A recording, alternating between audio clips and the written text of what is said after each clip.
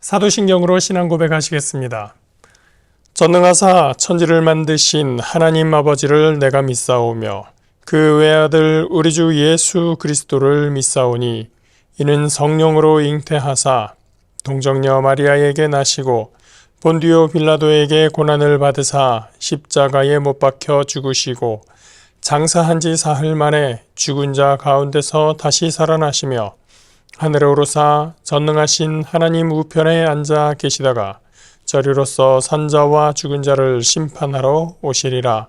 성령을 믿사오며 거룩한 공회와 성도가 서로 교통하는 것과 죄를 사하여 주시는 것과 몸이 다시 사는 것과 영원히 사는 것을 믿사옵나이다. 아멘. 오늘 함께 보실 말씀 로마서 1장 2절부터 4절까지 말씀입니다. 신약성경 239면에 있습니다.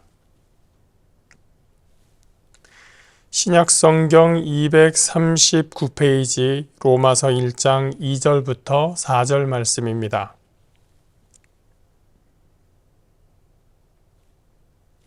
로마서 1장 2절부터 4절까지 말씀입니다.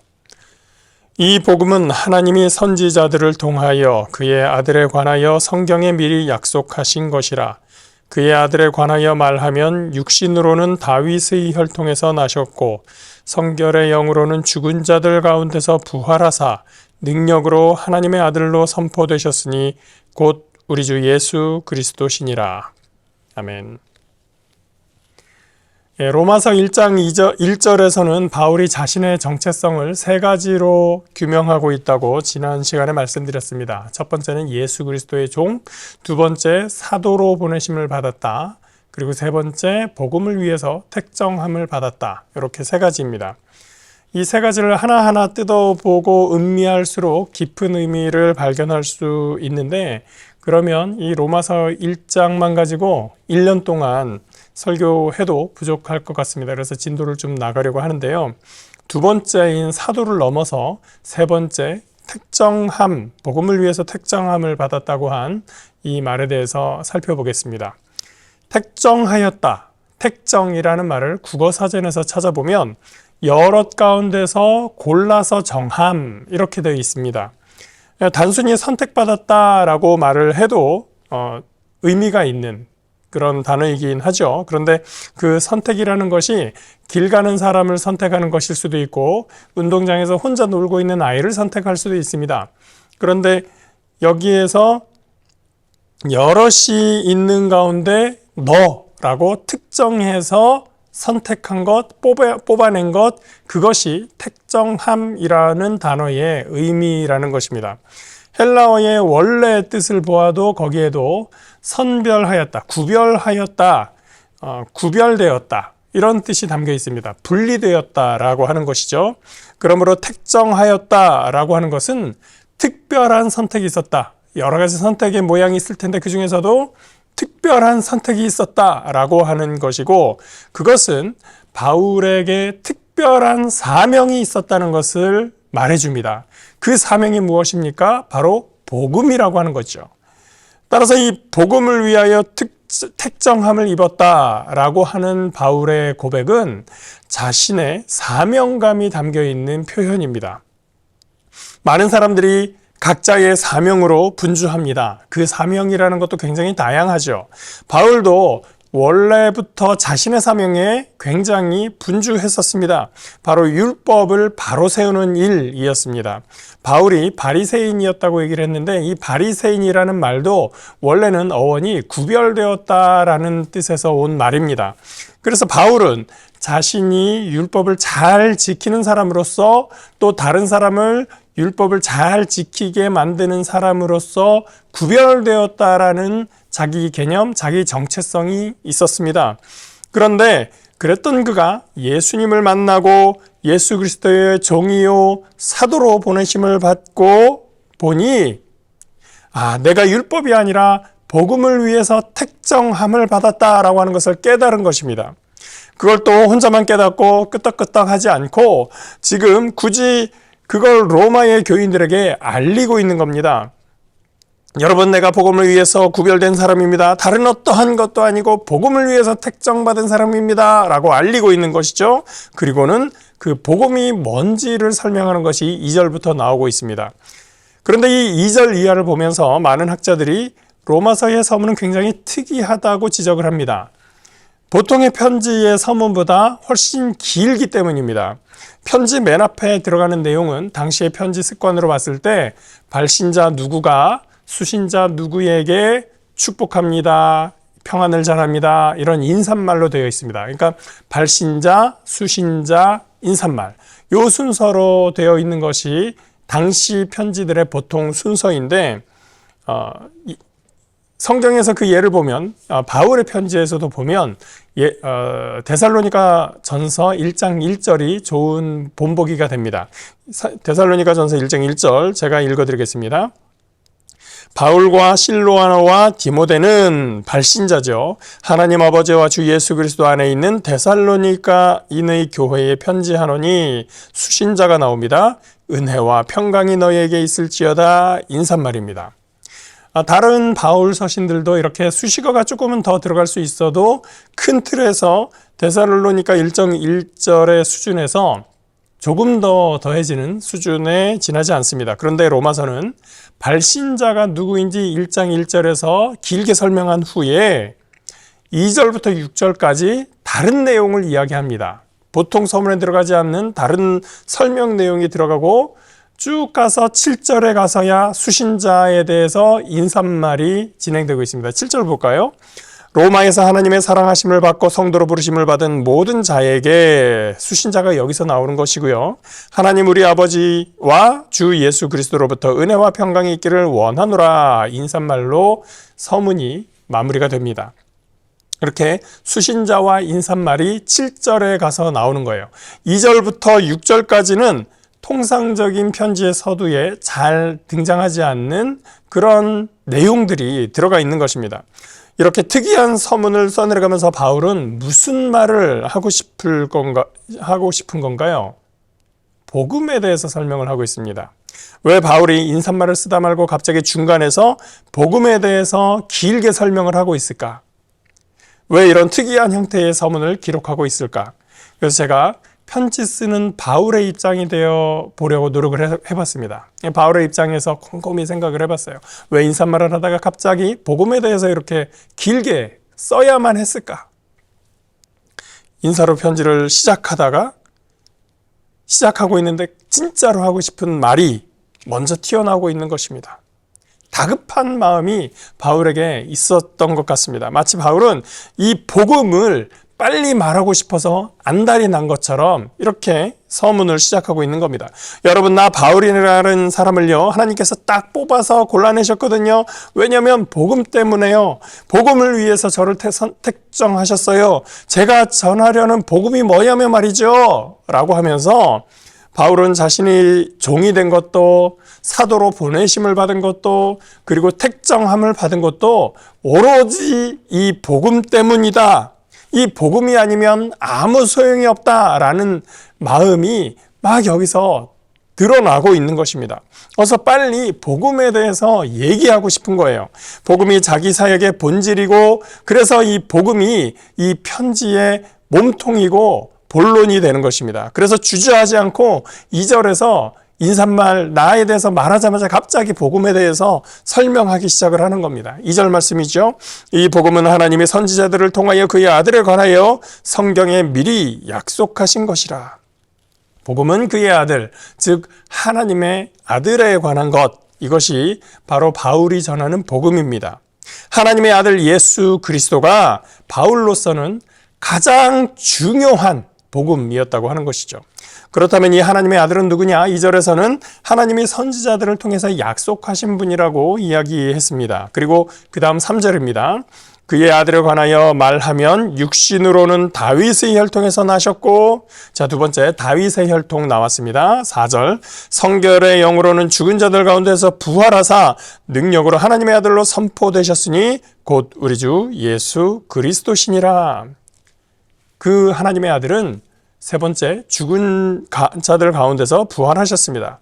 그래서 하나님의 아들로 선포되셨습니다. 그분이 누구다?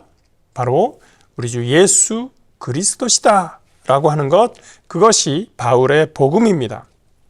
그런데 여러분, 이 바울이 2절에서 4절까지 말한 이 내용은 한 단어 한 단어가 당시 로마의 교인들에게 어쩌면 굉장히 도전적이고 심지어는 과격하다라고까지 할 수 있는 그런 단어들을 사용하고 있습니다. 이미 바울은 1절에서 자신이 노예입니다 라고 말하면서 로마 제국의 시스템에 살고 있는 사람들에게 현실적인 충격감을 주었습니다. 아니, 자신을 노예라고 소개한다고? 이런 것이죠. 그런데 자신이 복음을 위해서 택정함을 받았다라고 이야기를 합니다. 이 복음, 풀어서 좋은 소식, 영어로 good news라고 하는데, 원어로 유앙겔리온이라고 하는 이 복음은요, 원래는 당대로서는 로마 황제에게만 적용되는 말입니다. 그런데 바울이 다른 사람에 대해서 유앙겔리온을 언급하고 있는 겁니다. 황제에 대해서만 써야 되는 이 유앙겔리온, 복음이라는 말을 다른 존재에 대해서 쓰고 있는 거예요. 게다가 그 다른 사람이 누구냐? 하나님의 아들이라고 이야기하고 있는 것입니다.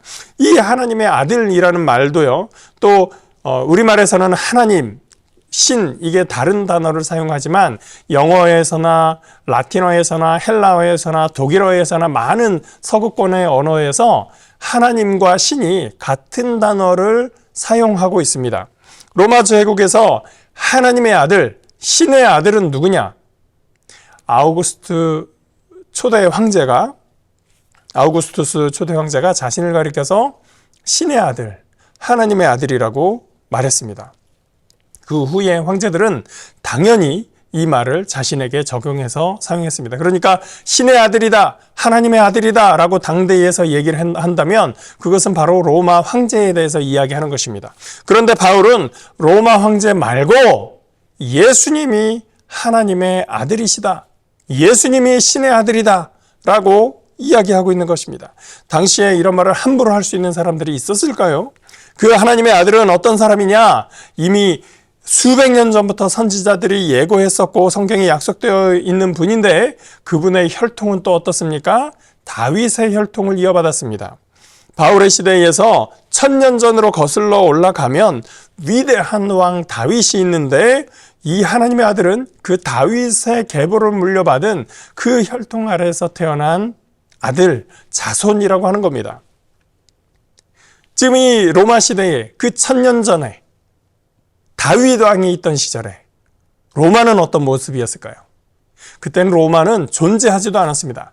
로물루스 형제가 로마를 세웠다고 하는 그 시대가 이미 훨씬 오기 몇백 년 전에 다윗 왕조가 있었던 거예요. 위대한 다윗 왕조가 있었고, 이 로마 왕조 이전에 로마라는 도시 자체도, 제국되기 전에 로마라는 도시가 세워진 것 자체도 한참 후대의 일이라는 거죠. 그러니까 로마 황제가 제 아무리 신의 아들이니 어쩌니 한다고 하더라도 최신에 시작된 가문일 수밖에 없다는 겁니다. 그런데 그 1000년 전에 다윗 왕의 계보를 이어받은 하나님의 아들이, 진짜 하나님의 아들이 있다라고 하는 것이 바울의 복음입니다. 그 신의 아들은 또 어떻게 됐습니까? 죽은 자들 가운데 다시 살아나셨다. 로마 황제가 가진 최고의 파워는 무엇입니까? 다른 사람을 죽게 만들 수 있는 파워가 있습니다. 권세가 있는 거죠. 그런데 이 신의 아들은, 이 진짜 신의 아들은 그 죽음을 딛고 살아나셨다는 겁니다. 이 신의 아들은 황제가 아무리 자기 권세를 가지고 힘써봐야 소용이 없습니다. 그 권세를 가지고 최악으로 할 수 있는 것이 죽여버리는 건데, 그래봐야 소용이 없습니다. 다시 살아날 수 있으니까요. 그래서 오히려 힘은 누구한테 있습니까? 이 하나님의 아들에게 있는 겁니다. 4절에 능력으로라는 말이 있는데, 좀 더 명료하게 이 능력으로라는 의미를 확인하면 능력을 가지고라는 뜻입니다. 이 하나님이 능력으로 하나님의 아들로 선포되었다라고 하는 것이 사실은 능력을 가진 분으로 선포되었다라는 뜻이에요. 능력은 다른 말로 하면 좀 전에 말한 로마 황제의 파워, 권세 또는 힘, 이런 뜻으로 이야기될 수 있습니다. 황제가 최고의 권세를 가지고 최고의 힘을 가진 사람인 줄 알았었는데, 죽음에서 부활하신 진짜 신의 아들, 그 하나님의 아들이 진짜 파워, 진짜 권세, 진짜 힘을 가지고 있다는 말입니다. 어떤 것 하나, 혈통으로나 힘으로나 무엇 하나 로마 황제가 진짜 신의 아들의 어떤 것을 이길 수 있는 게 없습니다. 예수 그리스도가 모든 면에서 로마 황제보다 훨씬 우월한 존재인 것이죠. 예수 그리스도가 그러므로 황제보다 훨씬 더 뛰어난 왕이 되십니다. 그러므로 그가 다스리는 나라도 훨씬 더 위대한 나라입니다. 바로 그런 예수님을 바울은 로마 교회에 자랑하고 있는 것입니다. 예수 그리스도를 왕으로 하는 노예로서 그분이 택정하시고 보내시며 맡기신 사역을 바울은 자랑스럽게 여기고 즐겁게 감당하고 있습니다. 긴 서문에서 다급하게 말하고 있는 복음의 도전적이고 과격한 본질은 예수 그리스도입니다. 바울이 자랑하고 싶은 가장 중요한 분, 그가 살아가야 될 가장 최고의 이유를 주신 분, 바로 예수 그리스도입니다. 바울이 수많은 핍박과 고초를 당하면서도 복음을 위해서 전념할 수 있었던 것은 그에게 예수 그리스도가 최고의 가치요, 최고의 존재였기 때문입니다. 오늘 본문 2절부터 4절은 우리가 너무 많이 들어왔었던, 많이 읽고 들어서 익숙한 내용이라서 우리가 이 로마서 1장 1절, 2절, 3절, 4절 읽어가면서 그냥 다 아는 내용이라고 슬슬 넘어갔을지 모르지만, 바울로서는 로마 교회에 가장 먼저 얘기하고 싶은 가장 간절한 메시지였었던 것이죠. 여러분이 저와 함께 오늘 본문을 보면서 조금이나마 이 바울의 간절한 심정을 다시 한번 생각하고 공감할 수 있기를 기대합니다.